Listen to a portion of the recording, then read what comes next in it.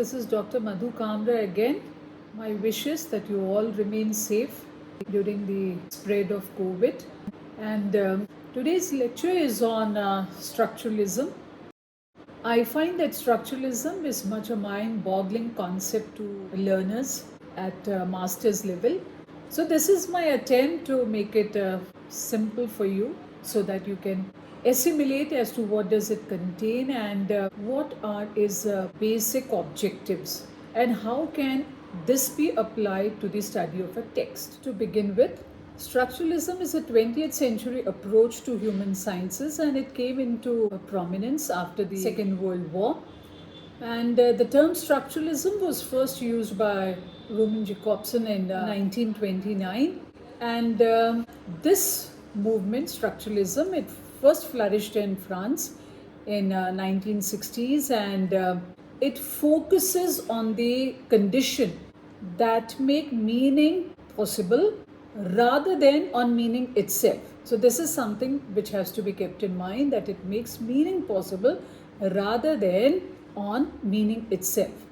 It also projects and maps the structures that are the carriers of meaning and the interrelationship within these structures. Structuralism made a profound effect on linguistic sociology, anthropology, and semiotics, which you know is the study of signs, symbols, and communications. Now, you also have to remember that signs gain meaning in relationship to other signs. That is, here you get the concept of the binaries, which I shall be discussing later. And also in the setup of a culture, where you find that these signs, they form an integral part of the system which define our reality. Now, structuralism also argues that any piece of writing has no origin and that authors merely inhabit pre-existing structures like the lang, which is the universal concept of a language, and role, which is the individual's choice of using the signs. Now, it also has to be remembered that structuralism holds parallel with new critical and formalist approaches. Coming to the rise of structuralism, let me tell you that the primary theorist who framed structuralism is Ferdinand de Saussure, and the seminal text on it is his course in general linguistics, which appeared in 1915, and that too posthumously. So Saussure developed the idea that language was composed of arbitrary units that are devoid of meaning until they are instilled with meaning through a language system that totally relies on differences between terms within their larger linguistic and social context. For this, he uses two terms, lang and parole. Lang is the larger linguistic structure and parole is personal, individual, or you can say that specific that a person uses and thereby means identity, that this is his stock of words. Now, Saussure also rejects the view that ready-made ideas exist before words, because he believed that words are not merely a vehicle or instrument of expression. He adds that each sign in a system has a meaning only by value of its differences from others. To give you an example, take the three-letter sign, MAT, which is a three-sound image signifier, MAT, and it signifies something on which you can sit upon. So long as MAT is different from other signifiers like BAT or PAT, the sign MAT will be recognizable. So this way, Saussure outlines a synchronic approach to study language rather than diachronic system. Diachronic is the historical or the chronicle point of view by which you see how language has developed or progressed, and synchronic, as you already know, is the limited use of language as it prevails in the present time. So this way you find Saussure presents language as a study at a given point of time without the need to look into the historical development. So structuralism upholds the notion that language does not just reflect or record the world, rather it shapes it. Shapes it through the agency of language, so that how we see is what we see now. In other words, language is not merely a system of name giving to the objects that exist in the world around us. That is, it is not a reflection of a reality but a creator of that reality. For it tells us how that world exists. So, coming to the eminent exponents in various fields, you have Ferdinand de Saussure in the field of linguistics, Claude Lévi-Strauss in the field of anthropology, Jacques Lacan in the field of psychoanalysis, Michel Foucault in history and anthropology, Louis Althusser, who is recognized as a Marxist structuralist, and Roland Barthes and Northrop Fryer, who are literary critics. So, coming to the basics of structuralism now, let me tell you what exactly a structure is. For this, I would like to give you an example. Supposingly, you go to a hospital, or maybe you go to a school, or to a municipal corporation. You'll find that each of these setups, organizations, the way they function, they have different structural buildings, and by merely stepping into it, you can make it out as to whether you are into a hospital or into any other office. Now, when you enter into a hospital, you find that it has a functional structure also. For example, you have a reception, then you have the consultancy room, you have minor OT, or you may have a major OT, or you may have even a small OPD room where you find that outside patients are taken care of. And each of these hospitals, for example, hospital X may be very different from hospital Y in its structural patterns. So this is something that structuralism aims to indicate at. Coming to the basic ideas of structuralism, you find that much of it comes from Saussure's contribution to linguistics, and later it produced two different but complementary paths. You have literary structuralism and you have cultural structuralism. So structuralist literary critics, they attempt to show why authors choose a particular signs, and they also provide us with a syntagmatic framework in consideration of these choices. And these critics, they also see the individual work of literature similar to parole, and this literary genre or literature much like Lang. Now, coming to cultural structuralism, let me tell you that the name which is vital to this field of study is Claude Lévi-Strauss, who was a French social anthropologist, and he was a leading exponent in this field, and he viewed culture as systems of communication. So his study indicates that human activity and related products like religion, social conventions, rituals, art, and philosophy are elements of a structure, and their interrelatedness sustains our perception of reality. So both to Saussure as well as to Strauss, you find that structure is a conceptual framework based on the working of human brain in binary oppositions. So structuralism enables us to see everything we read as textual, as if it is composed of signs, conventions, or grammar of meaning, and the signs arranged in a particular order to maintain a pattern of relationships. So when you apply a structuralist analysis, you try to discover objective reality through truth which is embedded in discourse by focusing on meaning in the process of production and consumption. For structuralism believes that there is no relation between a sign and a thing. What is important is the relationship between a sign and a meaning.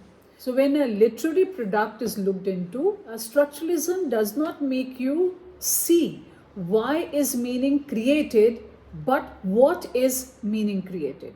Along with that, it also focuses on multiplicity of meanings. That is, it implies that meaning does not occur through words alone, but is also based on the ordering of the words within a sentence. That means the signs, how they are arranged in a syntagmatic axis against a range of possible alternatives, which is the paradigmatic axis. So it also focuses on a formal structure of a text, that is structure of relationship and structure of human consciousness. For example, if you take the study of the play Julius Caesar, and if you read the funeral speech of Mark Antony, where you find that repeatedly he keeps on naming the conspirator Brutus as an honorable man. There you find that both the denotative and the connotative play of meaning tells you as to what kind of man Brutus is and what kind of a friend he was to Julius Caesar. But at the same time, it also shapes how the conspirators would later face the wrath of the mob later. Because here Mark Antony has to save his skin, and at the same time he has also to hint at this that Brutus has cheated upon his friend Julius Caesar. So the world of communication and the world of action, they construct a world of meaning to make the dramatic world intelligible. So this way you will find that structuralism focuses on shaping and making of literary interpretations more rigorous and in the scientific way. And it also focuses on making the reader an active maker in the derivations of meaning, and thereby making the text meaningful unit, the contribution of the reader and not by the contribution of the author, because the author stands nowhere in the reading of a text. Structuralism also focuses on binary oppositions, and this implies that meaning is relative and depends on binary opposites, for we can only understand a meaning in relation to how different it is from something that is its direct opposite. For example, it is the blackness of black which appears without being mentioned when we name white. As a result, blackness makes white more distinctive. The importance of binary oppositions is that it provides alternative ways of reading and interpretation of literary texts. Now, to add more to binary opposition, I would here remind you that you can also view my video lecture on Ferdinand de Saussure in order to understand binary oppositions, and here I just give you in short as to what does it imply, although I've given you an example already. The binary opposition originated in Saussurean structuralist theory, and they are specific opposites which assume a deeper and richer meaning, and through them we learn about two opposites, and they become one as they are mutually exclusive, and such oppositions rely upon a relation with adjoining words within a paradigmatic chain, and they create societal ideas of what is good and what is bad, or what is ethical and what is non-ethical. So this way binaries, they add unique and distinctive meaning to the signs that are used within a text. So coming to structuralism as a tool, let me tell you that it explains how literature is concerned with itself and also with the world outside. That is, it defines the referential context of a text, and it also classifies the various elements which are the structures of a text, like phonological, morphological, lexical categories, which includes the open categories or the closed categories, and the non-lexical categories which are fillers. For example, they can be ooh, ah, ouch, or the open categories are the ones which take in new words with the passage of time. For example, you have nouns, adverbs, adjectives, and main verbs. And then closed categories includes all those categories which are the functional units of grammar. For example, you have conjunctions, you have auxiliaries, prepositions, and the like. So structuralism also helps you to study the text in a very limited and focused way, because it keeps aside all biographical and historical considerations, and it links the text with other texts by the same author or by authors, peers, and contemporaries within the same genre. And it helps a reader to establish the structuring of a text in the process of reading. So coming to how structuralism can be applied to the reading of a text is that first of all we need to make an assessment of the text, from rating the work as no longer a created product of intellect to project reality, but a text as message encoded for an artifact of language. So here you find that the work is negated, and instead the structure is now named as text comes into focus. The second is mode of criticism, and here, as I told you earlier, that the biographical and historical details of the author is aside, it is not given any significance. And the mode of criticism now, with this loss, where you find that the biographical and historical details are not considered, you find that the shift is now on the consideration of the genre of the text along with the context of the other text. You need to remember that literature falls into genre, and genres may be regarded as systems, and they can be distinguished by their particular set of rules and grammar of science. For example, dramatic monologue should necessarily have a dramatic event for the story, speaker actor to deliver monologue to a passive listener, and if you are looking into a mystery story, then it should necessarily contain a mystery, an uncanny happening, namely something which is antisocial or evil or something criminal as an incident. Then you need to have a pattern of detection, and finally the discovery of who has committed the wrong. So in short, you find that a structuralist literary concept helps you to understand the conventions which make literature possible. So this way you find that a reader no longer refers to the writer but probes into the internal quality of the text and puts it along with similar text to measure its features and distinctive elements. So one mystery story by one writer can be compared to the other, or for example a dramatic monologue by Robert Browning can be compared to, say, Ulysses by Alfred Tennyson, in order to have a big picture of literature as to how dramatic monologues are structured. Now coming to the third point, which is nature of purpose, you find that no longer work of author is an embodiment of what we say fictive truth as an experience, but now you find that we try to understand the conventions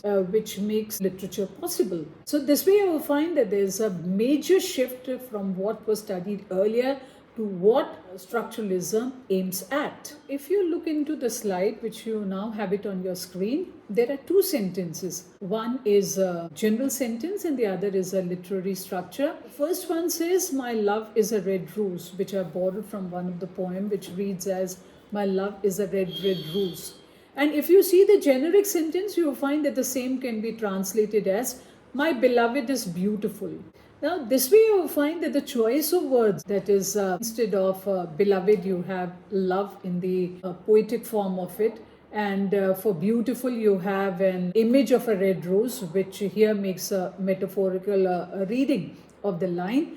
You find that the literariness is created, and the signs, the way they are interrelated, constructs the beauty of the beloved, which is as appealing as that of a rose. If you look at the syntactic features, you find that the generic structure, "My beloved is beautiful," has a pattern. My beloved is a noun phrase which is functioning here as a subject. Is, of course, is an auxiliary functioning here as a main verb, and then beautiful is a complement, and therefore it is an adjective. But if you look at the literary structure, you'll find that "my love is," as you find, is also a noun phrase. And here you have a subject made up of a pronoun and a noun. Love is a noun here, and "is," you find in the generic structure, is again an auxiliary functioning as a main verb. But a red rose makes all the difference. Here you find that a red rose is a noun phrase where you find that A is a determiner, and red is an adjective here, and rose is a noun. So here you will find that you have a noun phrase complementing the beauty of the poet's love, who you find is none other but the beloved in the generic structure. So this way, when you read both the sentences, you find that the reading of the literary line makes it all the more interesting, and the structure that conveys the meaning of the beauty of the beloved becomes all the more catchy, becomes all the more inviting to a reader. The meaning that you derive is primarily because of the arrangement of the signs, see how they are arranged, and then at the same time how they are connected. The beauty of the love connected with the red rose concocts the meaning, and this way you find that the denotative and the connotative meaning, they become all the more inviting to you, and gives you a pleasure and a joy whereby you retain the meaning and the beauty of the beloved in your mind. Let us see what are the key changes that had come with the practice of structuralism. First of all, it decentered the subject, that is, the individual subjects as hero or protagonist, were now seen as marginal. That is, they were no longer given extra focus. Rather, they shared equal amount of critical gaze with pattern and language structure. And as a result, the subject hero lost much of its center stage significance. Structuralism also challenged the belief that a work of literature reflected a given reality because it brought into significance perception of reality. What is important is perception of reality, and you find that it is something which is structured by a reader when he consumes the text. Then it also brought into this belief that a writer does not write a text, rather a reader creates it, because a reader is one who evaluates how is meaning being created by his consumption of the text, and in this respect text is now a reader's production. You also find that it brought in the importance of signification, that is emphasis on how meaning is produced, constructed and consumed. You also find that it challenged the established critical hierarchy, because now apart from literary genres, structuralism as speculative tool is universally applicable to advertisements and comics too.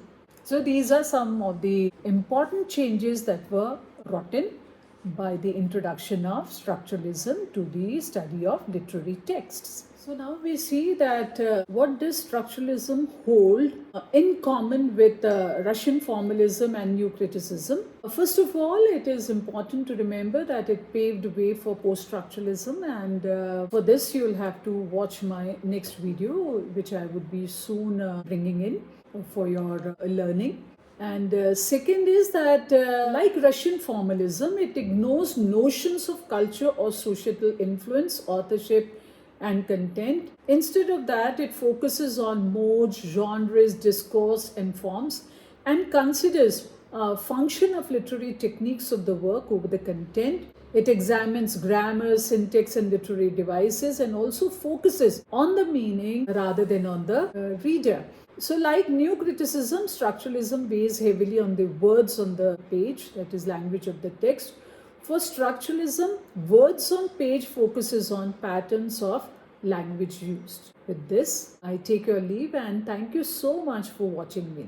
Again, my prayers for your well-being. Thank you. We shall meet soon.